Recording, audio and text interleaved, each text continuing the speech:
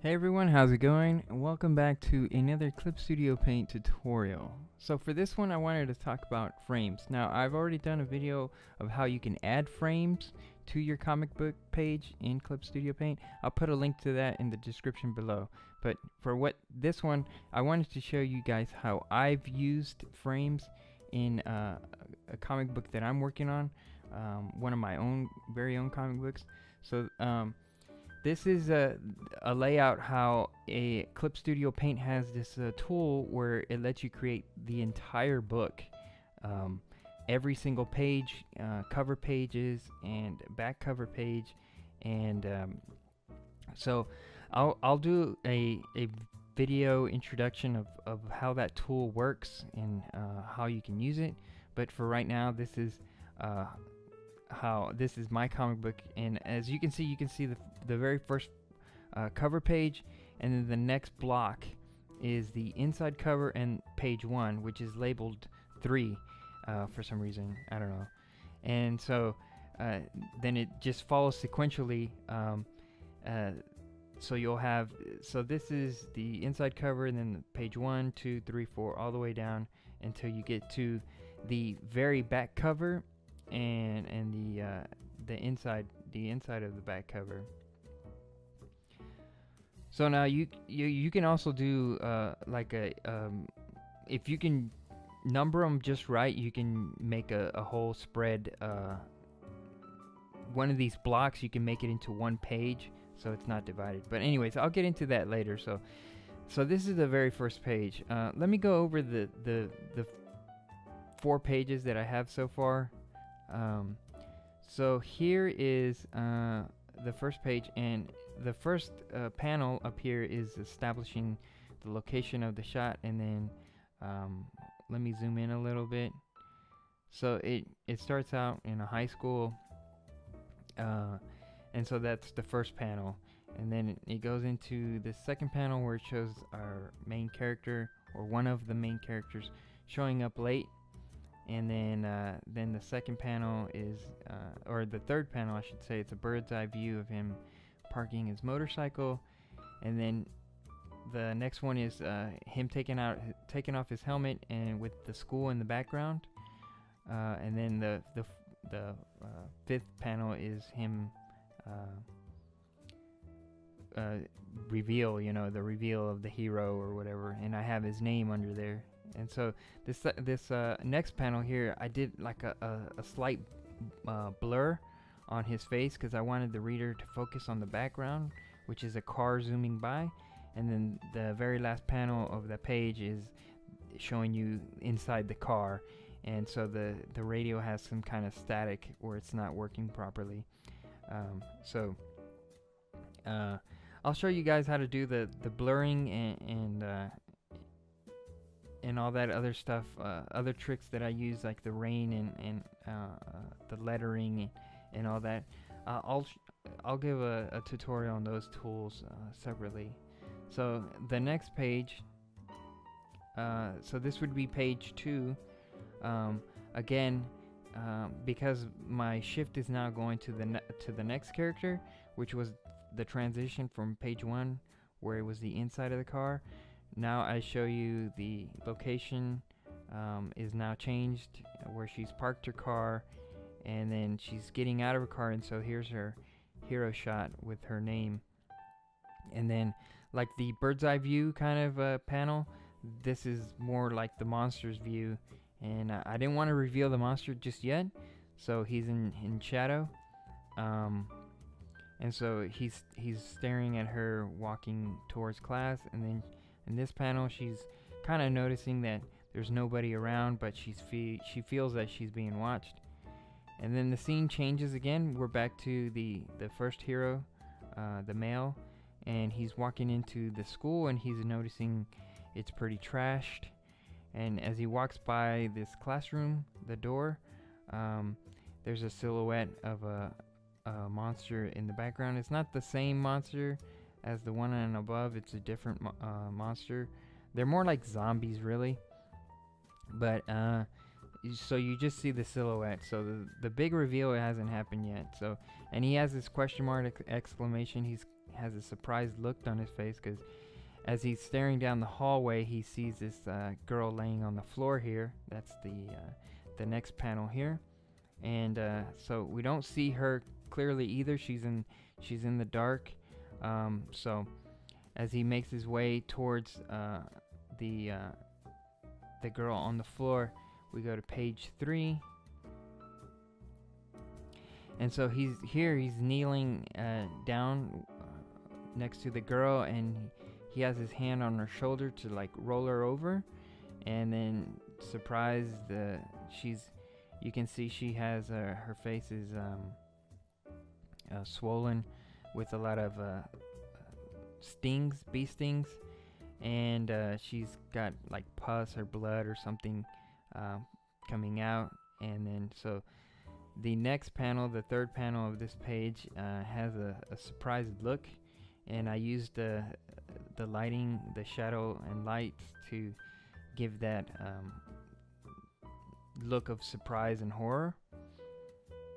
And then so now on this page here, I used the blurring tool again to blur out, because I didn't want the readers to focus on the girl's face. I wanted them to focus on her hand. She's holding these epinephrine pens, and so up here I have a letter box to explain what epinephrine is. And then on this the next panel after this one is the monster that was in the classroom that the male hero passed. He's now coming out of that classroom, and as you can see, he's not revealed just yet.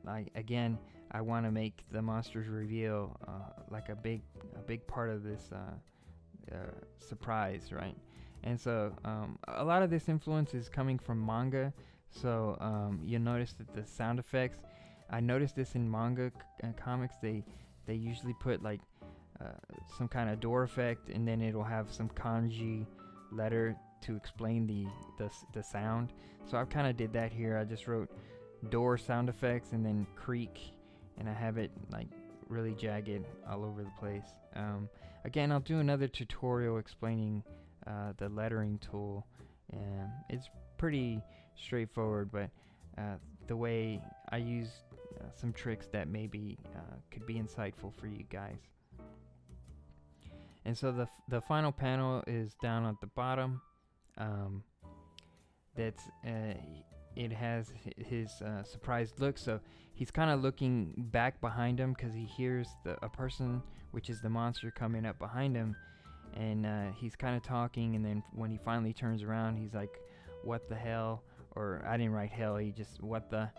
And then the final page, which is I'm working on now, is the big reveal of the monster, and it's the entire page. There's no panels, so there's no frames in this one. It's just one giant piece of work here that reveals the whole monsters. And so I need to add he's gonna have like bees flying around him, because the story is that these zombie type bee creatures are harvesting people to turn them into these walking beehives, I guess. And so that's basically what they're doing. They're not the type, they're not the flesh-eating zombies. They're more the body snatching kind of zombies. And so yeah, I need to finish up the wall. Those are lockers on the left, or his right, our left, and then the door on the right, and then he's down in here in the corner. I need to finish that up. I might blur him out too, because I want, again, I want to shift I want to control where the reader's looking, so I want the focus to be on the monster. So some of the stuff in the front will be blurred, just to control where the reader's has his focus. So now the frames. So let's look at this first frame here. Well, the second frame technically, but it's the first frame in because the school really didn't need a frame. It was just a regular raster layer. But so you'll see that I have these frames, and I refer you to my videos about how to add frames, which is in the description. It's a link in the description. Watch that video to see how to add frames. But so I have this frame here, and this purple bluish stuff here, this is masked, so none of this is being affected. This is just this one little piece here of him riding the motorcycle to school.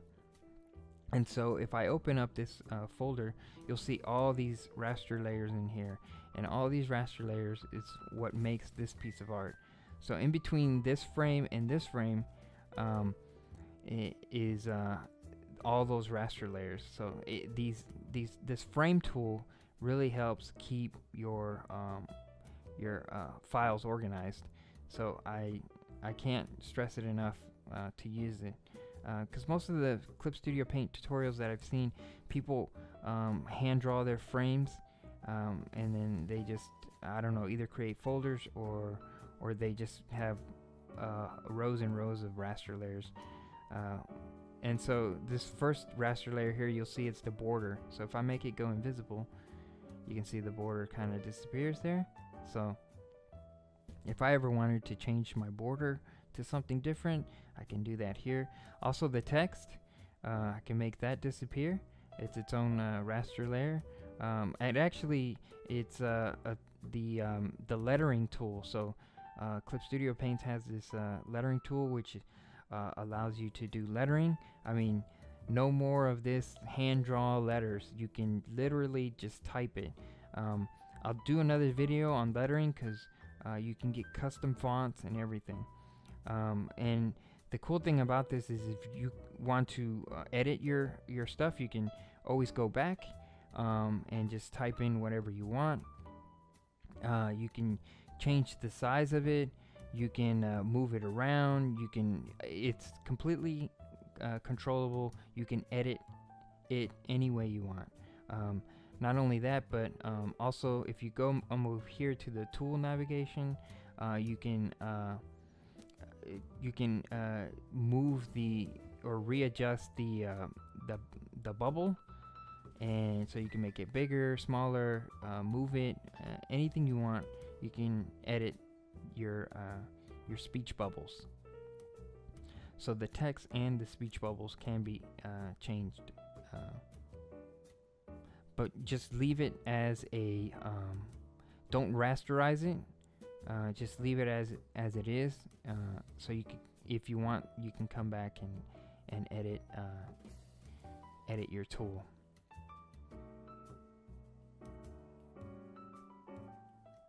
So here I'm just, you can add another if I wanted to do more of a pointy instead of a thought bubble, but and so another this other raster layer here is the trees. So Clip Studio Paint also has these effects. If you come here, there's this this icon here right below the spray can. It's you have these effects that you can use, and I believe if it's not the flower, I think it's vegetation. I think it's the vegetation. And if you scroll up, you can see, yeah, so foliage. So this is what I use to make those trees. This is already in Clip Studio Paint. This is all, none of this is custom stuff. This is all comes with the program. So all you do is throw down a couple leaves, and you can change either the color, the shade, anything you want. You can create. This is how I created the trees. And then after that, if you can kind of see that they're kind of outlined, and they're kind of white in the background, in the little gaps there.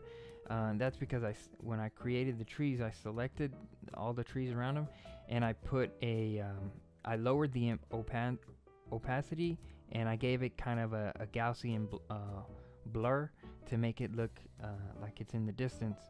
So that's what I did with those. What else do I have? Oh, the rain. So the rain is also a tool from Clip Studio Paint. So let me see here. Where was it?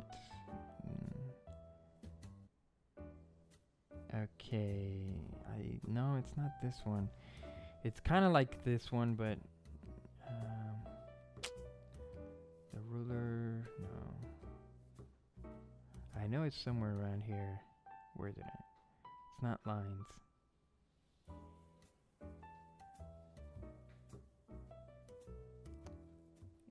Yeah, this is how you make those action lines, the speed lines.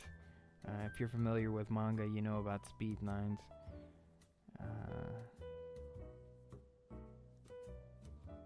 Yeah, sometimes I get confused as to okay, here they are, right here. So there's that option right there, rain. It's even called rain. So you just give it whatever color you want, and then you put it down on your, and you don't have to for these raster layers, the ones where you see the little icon on the side there. These are raster layers that are automatically generated by the tool itself. So I'll do a separate, like I said, I'll do a separate video on some of these tools so you guys can get a better idea of it. So the pine trees down back there in the background, that's a completely separate layer. And in the background, which is mostly just the grass area there, I have that in its own, for some reason, its own raster. And then the cars in the background, not the one in the front, but the two in the very back there. There I separated those because I put a Gaussian blur on them. Again, I'll do a separate video for the Gaussian blur tool, but you need to, if you're gonna blur something, you need to, what I would suggest is put it on its, create a copy of that layer, and then add the blur, and then make the original invisible. Because once you add the blur to your raster layer, if you go back and say you want to add more detail, that detail will not be blurred. And then so if you blur it again, it'll be like you're putting twice the blur on it. So when you blur a raster layer, you got to make sure that it is how complete how you want it to be. Otherwise, you're just going to be putting blur on top of blur, and it's just going to get fuzzier. So, and then so one of my next raster layer here is the sketch, basically the black lines of how I drew everything. So nothing special there. And then the next one is the shading. So there's all my shading there, and the shading really makes it pop, like it makes it look three-dimensional. Whoops. Okay. So yeah. So there. And then here's another tool I use. The same like the rain, except the little glare on the puddles of water down there. Basically I just selected the puddles of water, and then I went back to the same tool that I made the rain with, but I choose a different scatter lines, and I made those reflections on the puddles of water there.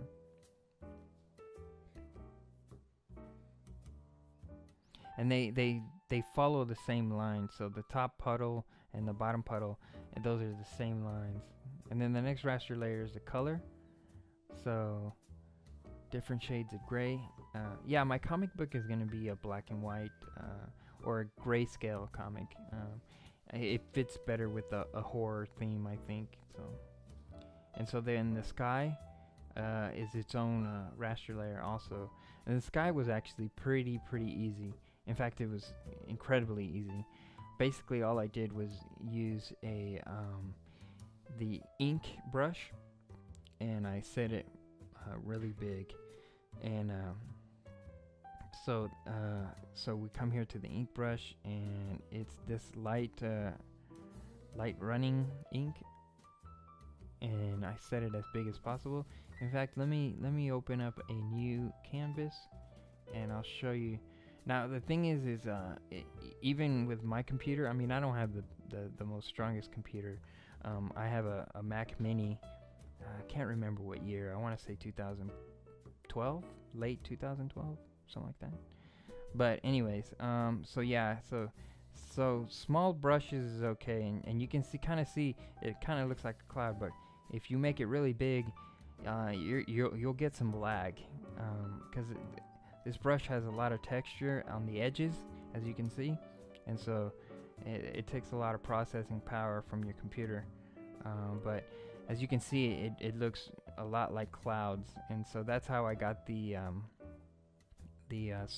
storm clouds to look. And I just, put them wherever I felt looked good. So, and then of course I have my my blue lines. This is where I did the initial sketch, and I have a couple reference pictures down there. Oh, this was a text box that I was going to use. Instead of him with a thought bubble, I was going to narrate, such so-and-so is late or whatever. But I decided, you know what, let me just, instead of me narrating the story, let me just have him like talking to himself like most people do. And so instead of a letterbox, I went with a thought bubble. And so here's my blue sketch. So if I turn off the colors and the shade and the sketch, you can see that's how it started out. And you can also see that the road, yeah, I have my vanishing lines here. It's all going to a vanishing point. So everything, I try to keep everything lined up just right. So you can kind of see the road here. I kind of made it a bit narrower. So originally it was supposed to be further out, but I just felt it was a lot of road. I wanted to put more landscape, so I just put the road just a little bit closer, and so yeah, I think it worked out.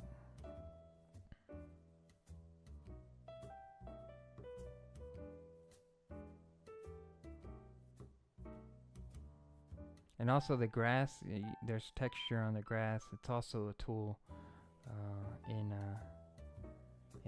Clip Studio Paint, kind of like the vegetation for the trees. There's one that's instead of foliage, it says grass. And so here's the reference that I used for the guy on the dirt bike. I sketched it out, and then I just scaled it, made it bigger, and I think I gave it, no, it's probably the same tilt, but or I could have tilted it a little bit more, but basically that's it. And so I used that to get that blue line sketch there. Now you don't use every detail, you just use the big chunk of it, and then the car, I was having a little bit of trouble with the car in the blue sketch, so I decided to go with, but I knew initially where I wanted the car, so I found a picture of a car, and then I just scaled it to my blue sketch, and then on the black line sketch, I got the main details of the car, and then once I had the car sketched out how I wanted it, I simply just copied it twice, and I scaled it smaller and smaller, and so it looks like there's two other cars in the background. And basically what I did to make them look different is I just changed a little bit of the front end there. If I zoom in here to the second car in the background, you'll see that, and you can tell I accidentally put the color on the sketch layer, which is a big mistake. So, But anyways, you can see that the headlight, how it kind of swoops up on the one in the back, and on the one in the front it kind of swoops down. So, you know, little details like that. And then the hood scoop in the one in the back, little details like that kind of make it look a little bit different. But it's basically the same car.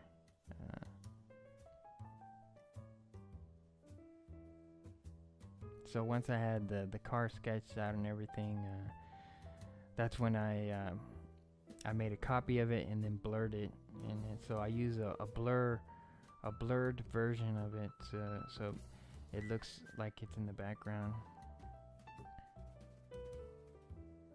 And so basically that's what I did for all the other panels too. So once I had this frame completed, all I did was close the folder and then opened up the next one and then continued on doing the same process. So I hope you guys enjoyed this. I hope you guys learned something. I hope you guys get something out of this. If you got any questions, please leave them down in the comments below. Like I said, I plan to make a little bit more. There'll probably be a lot more quicker videos. Just like I want to make them at least at max 10 minutes. I don't want to go more than 10 minutes, but if I can make them shorter, I will, over some of these tools that I use, like the blurring tool, the rain, and then you know, the various tools that Clip Studio Paint offers that, you know, when I first started using Clip Studio Paint, I kind of wish I knew about. I kind of mostly just stumbled on these by trial and error. So yeah, so if you liked the video, give it a like, and I hope to see you guys in the next one.